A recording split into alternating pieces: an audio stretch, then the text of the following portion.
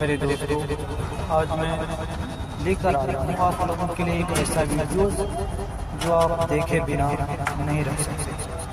हाँ, तो मैं बात कर रहा हूँ इस वीडियो की इस बीजेपी के विधायक ने पूरी बीजेपी का।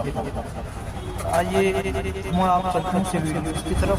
किसी भी धर्म को उसके धर्म के आधार पर उसको उत्सव मनाने का अधिकार तो है, लेकिन उस उत्सव में किसी के घर पर चढ़कर आगजनी करने का, किसी के घर पर चढ़कर दंगा करने का या किसी के घर पर चढ़कर झंडा नोचने का, उसका घर तोड़ने का ये अधिकार कहाँ है?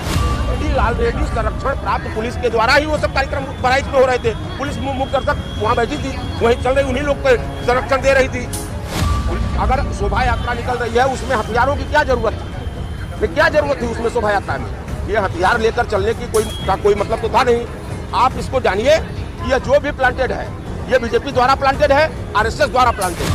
प्रधानमंत्री का बोलता है कि शहीदों के नाम पर वोट कौन देगा?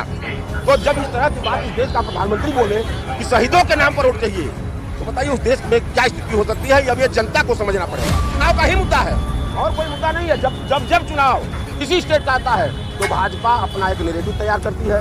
वो हिंदू मुस्लिम इतनी बढ़िया खुराक उसकी है कि बिना इस खुराक के भाजपा इस देश में चुनाव लड़ ही नहीं सकती। देखिए, भाजपा की जो रणनीति है वह चुनाव को एक राजनीतिक प्रक्रिया से न जोड़कर आज के समय में भाजपा पूरी की पूरी राजनीति जो है वो दंगा आधारित राजनीति बन चुकी है। सिर्फ दंगा के आधार पर, हिंदू मुस्लिम के आधार पर, धर्म और जाति के आधार पर ही चुनाव बीजेपी लड़ती है। दो स्टेटों का चुनाव है, महाराष्ट्र और झारखंड। अब चूंकि बीजेपी के पास कोई और मुद्दा रह नहीं गया है जनता के बीच में जाने के लिए, मात्र एक उनके पास मुद्दा बचता है, क्या? हिंदू मुस्लिम और दंगा। दंगा को एक हथियार के रूप में, राजनीतिक हथियार के रूप में बीजेपी प्रयोग करती है। उसी का हिस्सा बहराइच रहा है। हर चीज में मोदी जी जिम्मेदार थोड़ी ना है। नहीं, ये भी बात आप सही कह रहे हैं कि हर चीज में मोदी जी जिम्मेदार क्यों हो?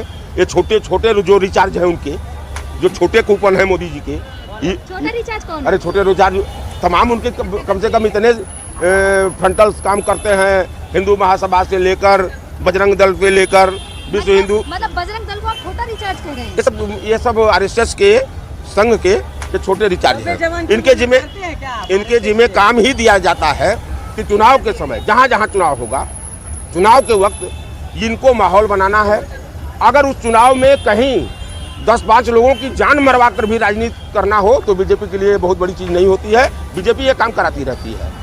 और रह गई बात कि चुनाव का परिणाम क्या होगा, चुनाव कैसा होगा, चुनाव क्या लोकतांत्रिक प्रक्रिया के तहत होगा कि अब इस देश का चुनाव दंगा पर आधारित होगा, जाति पर आधारित होगा और धर्म पर आधारित, तो ये जनता को तय करना है।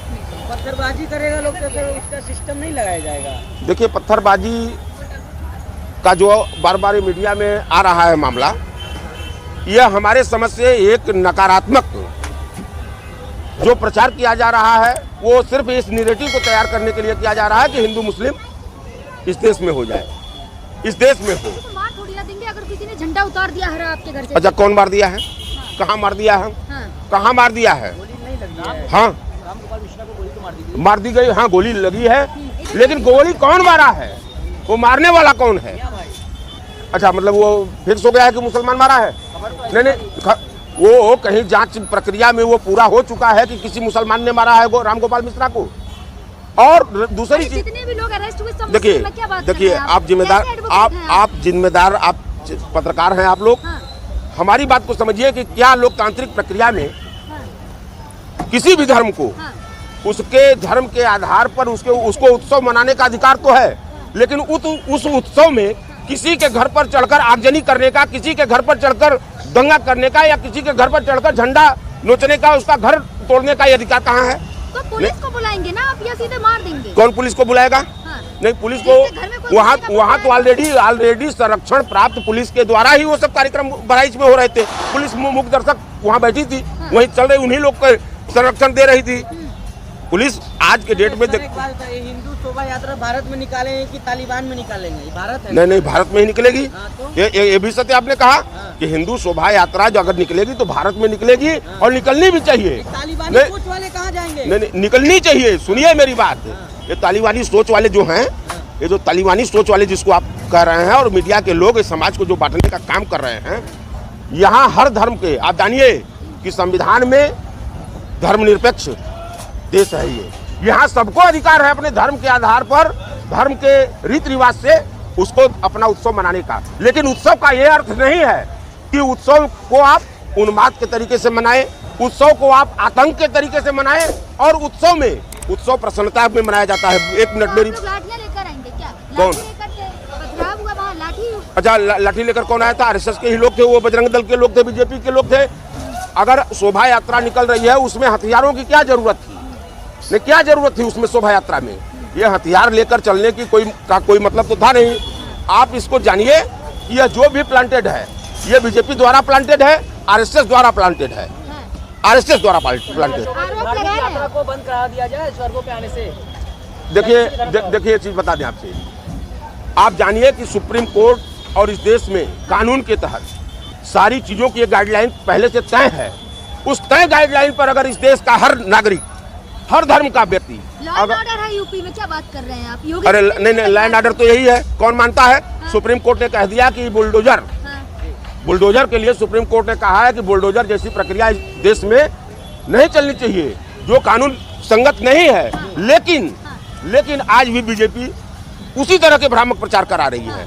10 लाख दे तो रहे योगी जी, और क्या लेंगे? मतलब जान मार लीजिए, किसी का 10 लाख दे दीजिए, राजनीति कर लीजिए, कि मतलब यही स्थिति है कि किसी का जान मरवा दीजिए, धर्म के नाम पर, जात के नाम पर उन्माद फैलाकर, और उसको 10 लाख रुपए दे दीजिए, उसका जीवन चल। लेकिन जो लड़की विधवा हुई है, जिसका बेटा मर गया, उसको क्या फर्क पड़ता है बीजेपी के लोगों को? बीजेपी के लोगों के लिए जान बहुत सस्ती है। इस देश में जब से बीजेपी सत्ता में बैठी है तब से हम देख रहे हैं। अभी पुलवामा का इतना बड़ा कांड हुआ जिसमें हमारे कितने जवान शहीद हुए, उस शहीद जवानों की जांच आज तक पूर्ण नहीं हो पाई। कौन था उसका मास्टरमाइंड, कौन किसने? क्योंकि वो राजनीति का हिस्सा था। उस समय देश में चुनाव चल रहा था, और चुनाव को दृष्टिगत रखते हुए, क्योंकि प्रधानमंत्री जब बोलता है कि शहीदों के नाम पर वोट कौन देगा, तो जब इस तरह की बात इस देश का प्रधानमंत्री बोले कि शहीदों के नाम पर वोट चाहिए, तो बताइए उस देश में क्या स्थिति हो सकती है? अब ये जनता को समझना पड़ेगा। क्या लगता है, रामगोपाल मिश्रा को मारा गया है या मरवाया गया है? रामगोपाल मिश्रा को अगर सत्यता देखी जाए, मेरे समझ से मृत्यु तो उसकी हुई है, संवेदना हमारी है उसके प्रति, नहीं होना चाहिए। लेकिन जिस तरीके से वह किसी के घर पर, किसके कहने पर चढ़ा, किसके कहने पर वह घर पर चढ़कर आगजनी, जैसी वो आगजनी हम उसको कह रहे हैं, किसी के घर पर चढ़कर किसी की दीवार गिरा देना, किसी का घर गिरा देना, और उसके बाद उसके झंडे को गिरा देना, यह किसी न किसी सह पर हुआ है। और सह देने वाले कौन है आप भी जानते हैं, सह देने वाली सीधे बीजेपी और आरएसएस के लोग हैं। क्या लग रहा है, चुनाव को देखते हुए ये सब हुआ? सिर्फ चुनाव का ही मुद्दा है और कोई मुद्दा नहीं है। जब चुनाव किसी स्टेट का आता है तो भाजपा अपना एक नैरेटिव तैयार करती है। वो हिंदू मुस्लिम इतनी बढ़िया खुराक उसकी है कि बिना इस खुराक के भाजपा इस देश में चुनाव लड़ ही नहीं सकती। क्या रामगोपाल मिश्रा का खून पानी था कि चुनाव जीतने के लिए इस तरह का दंगा कराया? एकदम, मतलब कितने लोगों को नहीं, बीजेपी जब से सत्ता में आई है तब से कितने लोगों को उसने काल के गाल में घुसा दिया, कितने लोगों को मरवा दिया। आज तक क्या हुआ? सिर्फ अंत में बात आती है कि 10 लाख रुपया हमने दे दिया, 20 लाख रुपया। तो 20 लाख रुपए में एक जान मरवाकर अगर राजनीति की रोटी सेकी जा सकती है। मोदी जी कहते हैं कि मैं हिंदू मुस्लिम नहीं करता, जिस दिन हिंदू मुस्लिम करूंगा संन्यास ले लूंगा। देखिए, मोदी जी इस देश के, मतलब ये मान लिया जाए कि हरिश्चंद्र के 6वीं औलाद है, हरिश्चंद्र के औलाद हैं। वो एक सत्य बोलते हैं, बाकी देश झूठ बोलता है। मोदी जी जब भी मुंह खोलते हैं, योगी जी जब भी मुंह खोलते हैं, तो अपने मुंह से झूठ के सिवा कुछ बोल ही नहीं सकते। अब आगे क्या होगा बहराइच में? मुस्लिम हिंदू एक, मतलब आगे क्या होगा इसका प्रश्न मैं आपका नहीं समझ कि आगे क्या होगा। फिर इसी तरह होना चाहिए, आगे यही होना चाहिए, आगे इसी तरह होना चाहिए, यही होना चाहिए कि तुरंत सुप्रीम कोर्ट को संज्ञान लेते हुए इस तरह की कार्रवाई जहां भी हो रही है, जिस स्टेट में हो रही है, अगर धर्म के नाम पर किसी को जान मारा जा रहा है या धर्म के नाम पर गंदी और छिछोरी राजनीति जो कर रहा है, उसके ऊपर बैन लगना चाहिए, वो चाहे कोई करे। अपने मुस्लिम भाई को क्या कहिएगा? हम मुस्लिम भाइयों से भी यही कहेंगे कि बीजेपी जो नफरत की राजनीति इस देश में पनपा रही है, उसका शिकार चाहे वो हिंदू हो या मुस्लिम हो न बने। अपने बच्चों को शिक्षित बनाइए, अपने बच्चों को शिक्षा दीजिए। और धार्मिक होना कोई गुनाह नहीं है, तो हर धर्म की अपनी एक विशेषता है। लेकिन धर्म के नाम पर उन्माद जो करते हैं, चाहे वो किसी धर्म के लोग हों, चाहे जिस धर्म के लोग हों, उन्माद फैलाना बंद करें।